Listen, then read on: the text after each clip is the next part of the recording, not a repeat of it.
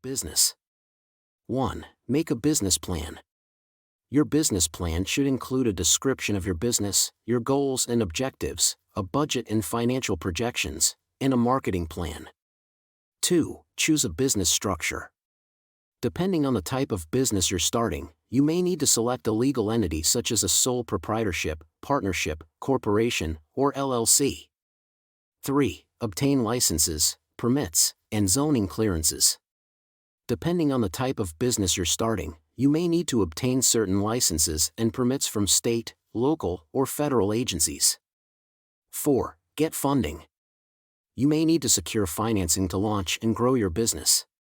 Consider traditional bank loans, credit cards, or other forms of financing. 5. Hire employees. If you plan on having employees, you'll need to be familiar with employment laws and regulations. You'll also need to set up payroll and benefits. 6. Market your business. You'll need to identify ways to reach your target customers and let them know about your products or services. Consider traditional advertising, networking, and social media.